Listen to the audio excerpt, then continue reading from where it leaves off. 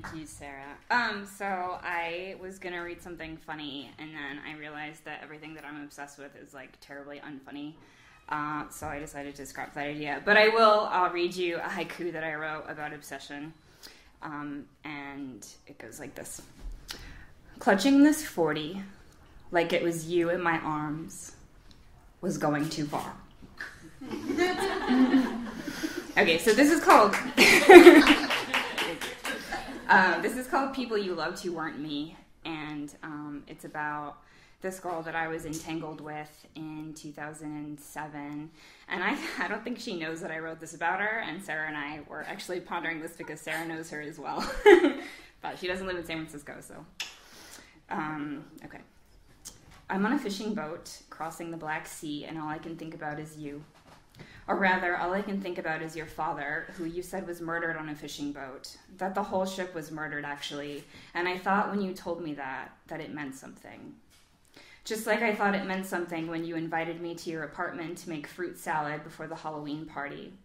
We cut up pomegranates, and someone took their shirt off so it wouldn't get stained, and it was probably me because I'm that obvious. I dug my fingers into the messy fruit, letting the juice run down my hands and arms and wishing desperately that you would lick them clean. But you didn't. You made me go to the Halloween party and then drive a girl to Skokie, Illinois, and then come back to your apartment and watch 2 episodes of the Ali G show. Then, only after all of that, did I wrench the remote away from you. But still I didn't kiss you. Instead I asked, matter-of-factly, if you wanted to have sex with me. You said you weren't sure. We kissed, and it wasn't great, but the moment was. And I climbed on top of you and tried to run my fingers through your hair, but couldn't because it was too thick with curls. I flung my glasses across the room because suddenly everything about me seemed like a barrier between us. You told me, put your mouth on me, and it was the hottest thing anyone had ever said. Eventually you stopped me. You said it wasn't right. You said that a lot in the 8 months that we were and were not sleeping together. And I said I would never speak to you again, the weight of my promises dissipating before the words even left my mouth. Afterwards, when I could not find my glasses, you said you loved blind girls, which was the closest I ever got to a declaration of love from you. I thought if you would never love me, then I would fill you with the words you never felt. We had one perfect day together, buying beechwood sheets at Bed Bath & Beyond, and laying on the couch while you watched football. Maybe we ate something too. Probably you cooked for me, which you often did. Exotic things with produce I didn't even know existed before you came and plucked them easily from shelves and bins, as if these things had always been there, next to the Granny Smiths, and I was just too blind to notice. You weren't very attractive, except you had a boy's ass and tiny hands that I adored and didn't care were covered with warts.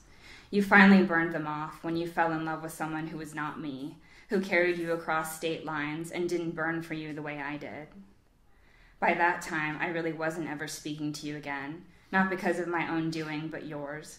You kept your promises where I could not. The night after we fought over your ex, I thought you would surely be the last time we ever slept together. I wanted to hurt you the way you hurt me, effortlessly. Then I begged my way back into your bed. You said you had a fever, and I said that was okay, and I would just come over to sleep. You said okay, so I put a coat on over my penguin pajamas and walked the 2 blocks to your apartment. I could smell your illness as soon as I walked in, and it didn't repulse me. I wanted it to enfold me because it was warm and tangible, and you. Slowly, your hands traced circles on the fabric near my outer thigh, and you were turned on, despite the fever, or maybe because of it, and you made love to me like you were trying to snuff me out. The morning you left me forever, you asked me what I wanted for breakfast. Eggs, bagels, toast, yogurt, mangoes, orange juice, tea. And I couldn't decide, so you made everything, and I ate and drank every last drop you offered. I must have known that I would never get anything from you again. After breakfast, I skipped home and texted at least 3 people about our reconciliation. I was so happy for those 2 blocks. You read me stories and poems about people you loved who were not me, and it made me love you even more, so I wrote too and filled whole books with the words you never felt, because I thought if I stopped, even for a minute, the loss would become unbearable. At the tacky Christmas sweater party, I took pictures of you looking in every direction except toward me. You wore a dark blue sweater that you often wore that wasn't remotely tacky, and when you left that night without touching me, I jingled the bells attached to the cats holding Christmas presents on my sweater and burst into tears. Some other night that was nowhere near Halloween, we put on costumes and went dancing. Your ex was there, and I drank too much and tried to kiss you in front of everyone. You said I was too much. You said I was all over the place and left me there. I don't remember much else, though later you told me I propositioned someone you loved who was not me. I do remember getting fucked by a girl named Martha in the bathroom and being really proud of it. Martha took me home, not you, and we fucked again, and I faked 100 orgasms to spite you.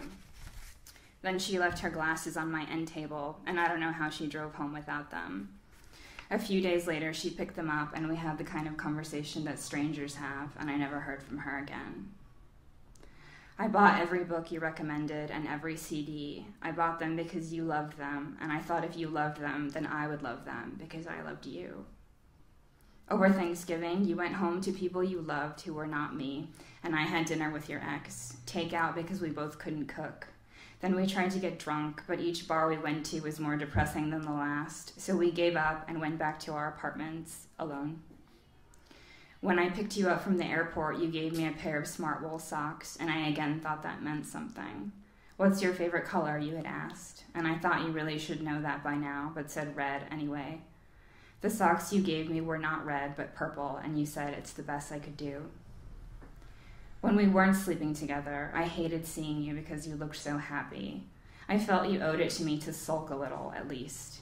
But you were charming and funny, and you kept writing stories about people you loved who were not me. So I wrote terrible poetry about you, where I called you Goldilocks because I thought you'd hate being feminized. And I read books about zombies and serial killers to frighten myself out of loving you. Only then I dreamed you were dying and it was my fault, so I stopped reading and began listening to Evanescence for 6 to 8 hours a day. It's really true, I did that. I sang and danced in front of the warped mirror from Target in my bedroom, endlessly on repeat. For a few moments during those days and days of Evanescence, I forgot about you. And I've continued to forget about you more and more, with different music and lovers and time zones and seasons and countries. Only sometimes, like now, on this fishing boat on the Black Sea with my lover of 2 years, I forget that I've forgotten about you and remember how I once knew a girl who filled me with words. Thanks.